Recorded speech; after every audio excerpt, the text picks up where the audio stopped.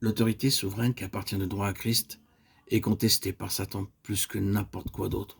Elle est le point de mire de toute son opposition. Abandonnons l'idée que l'antagonisme de Satan est dirigé contre de simples détails qui sont de purs incidents, que c'est de nous, de nos circonstances que l'ennemi s'inquiète. Oh non, il a une vue d'ensemble de la situation. Il la connaît et l'embrasse tout entière. Et c'est bien l'importance qui peut s'attacher à certains détails. Mais s'il concentre son attention sur un détail, comme cela lui arrive, il ne perd pas de vue son objectif d'ensemble. C'est précisément pour mieux l'atteindre qu'il sait s'en prendre à de petites choses.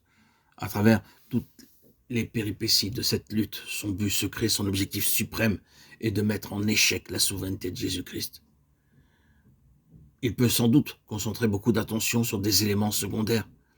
Prenez par exemple le lien qui unit deux croyants que Dieu a rapprochés et qui sont appelés à vivre ensemble.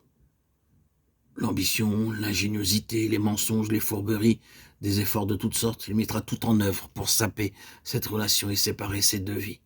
Pensez-vous qu'il se soucie de provoquer des divisions pour le seul plaisir de l'opération?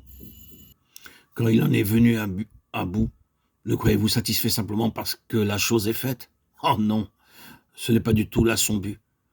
En provoquant cette rupture, il voit beaucoup plus grand. Il voit l'autorité souveraine de Jésus-Christ mise en échec. Telle est la portée que peuvent avoir nos relations les uns avec les autres. Est-ce Satan qui va être le Seigneur ou est-ce Christ? Tout ce qu'il y a de solennel dans cette alternative peut dépendre de ce qui se passe entre quelques personnes. Et la moindre petite chose qui se débat entre deux frères en la foi examinée sous ce jour-là prend soudain des proportions universelles. La réalité suprême dans l'univers de Dieu peut se trouver liée aux relations qu'entretiennent l'une avec l'autre deux enfants de Dieu. Et ce qui est vrai dans un exemple comme celui-là est vrai aussi dans une quantité d'autres questions qui en elles-mêmes ne méritent même pas qu'on y prenne garde, tant elles paraissent anodines. Il y a des choses qui semblent si mesquines, si insignifiantes, c'est tout juste si on ne rougit pas d'en parler, tant elles sont stupides et cependant Satan est loin de s'en désintéresser. Elles ne passent pas inaperçues pour lui.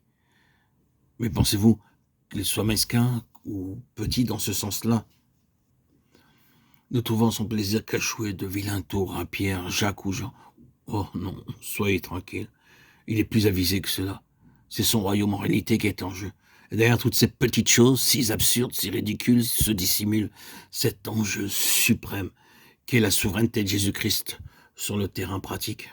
Ainsi, dans toutes ces questions, la croix doit avoir sa place et surtout une place en profondeur. Dans nos relations, dans les deux ou trois qui se réunissent, dans les petits groupes partout, la croix doit être là, de peur que Satan, trouvant un accès, ne réussisse à prendre pied à l'intérieur de la place pour détruire cette expression visible de la Seigneurie de Jésus-Christ. Cette preuve pratique que c'est bien lui qui est Seigneur et seul Seigneur, c'est dans ces choses que la croix est nécessaire. Car la croix est la condition indispensable pour placer hors de toute atteinte cette réalité suprême, la souveraineté pratique du Fils de Dieu. C'est pour cela que l'Assemblée doit faire sienne cette signification profonde de la croix et doit être sur cette terre un peuple de Dieu qui représente deux choses. D'une part, le renversement complet de cette puissance que Satan déploie pour diviser ce qui est un, pour détruire la communion, la vie de relation et de collaboration. Et d'autre part, elle doit être la démonstration pratique de l'autorité souveraine que Jésus-Christ détient comme tête suprême et seul Seigneur. Tel est le rôle de l'Assemblée. La Seigneurie de Christ, voilà la grande question avec laquelle l'Assemblée et la croix ont toutes les deux parties liées. Et Satan ne se soucie des enfants de Dieu que dans la mesure où cet objectif suprême peut être réellement touché.